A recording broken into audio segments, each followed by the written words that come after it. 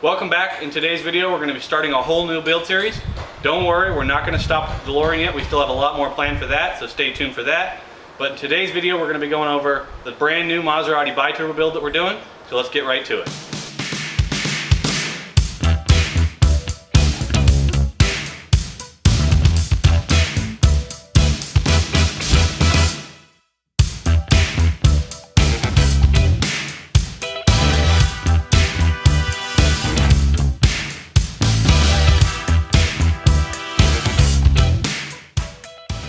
Hello, my name is Steve and this is my 1984 Maserati Biturbo.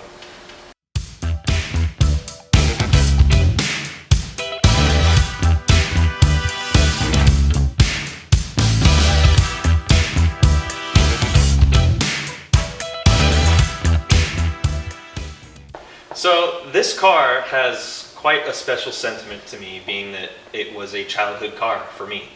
My dad would take me to school in it. And I was probably about 7 or 8 years old when I was riding around in this thing. And it was just the best thing ever because how much power this car made originally and how soft the suspension was, when you'd accelerate, it would just put you in the back of your seat and it felt like an absolute spaceship.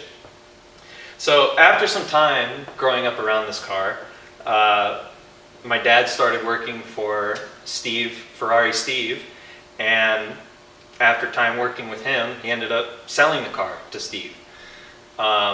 Steve hung on to the car for quite some time, and just recently he decided to offer me the car back.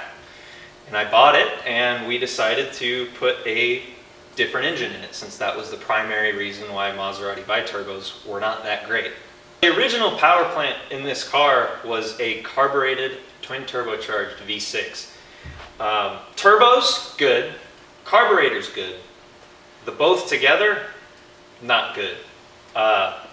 Turbos and carburetors, at least back then, and I'm sure still today, suck. Absolutely. That was the primary issue with these cars, and that's where they got their reputation from.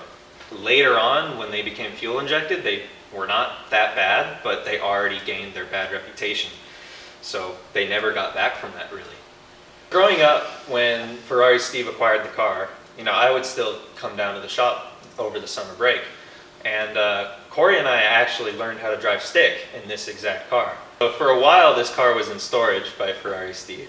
And one summer, it got really hot in that storage building and expanded the fuel inside the carburetors.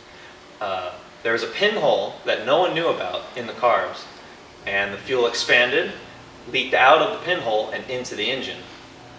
And then one day, Corey decided he's going to go drive the car around. And as soon as Corey got on boost, the fuel ignited and blew all the seals out in the engine and just started dumping oil everywhere. And that's pretty much where the car had its last time on the road.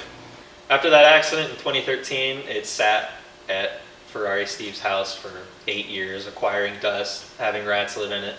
And the first step after we got it here was to clean it.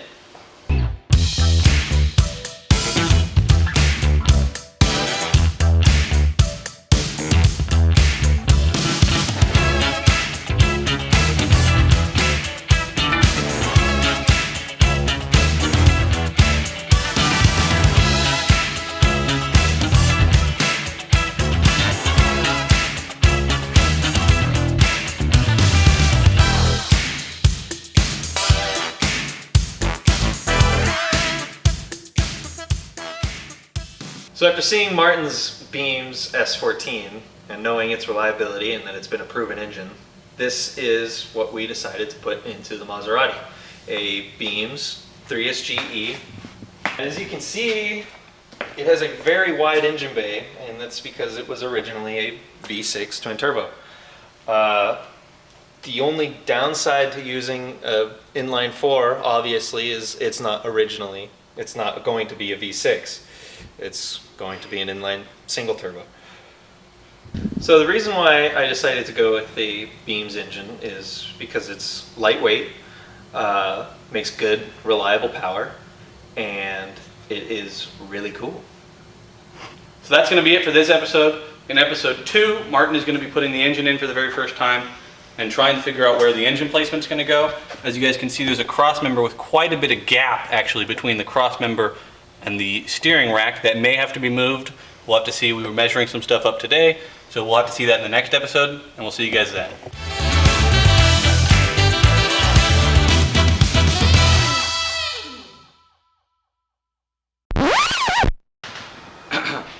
Welcome back to the series. It is entirely not about building the DeLorean.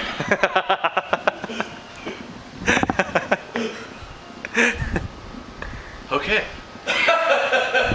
Can you just work on the California over there? Jesus. Still rolling. I'll go over here. I'm gonna go away. I'm going away. Hey, just stop talking. I'm going away. Go back. Oh, Wendy. Stop! I'm gonna hit you in the face.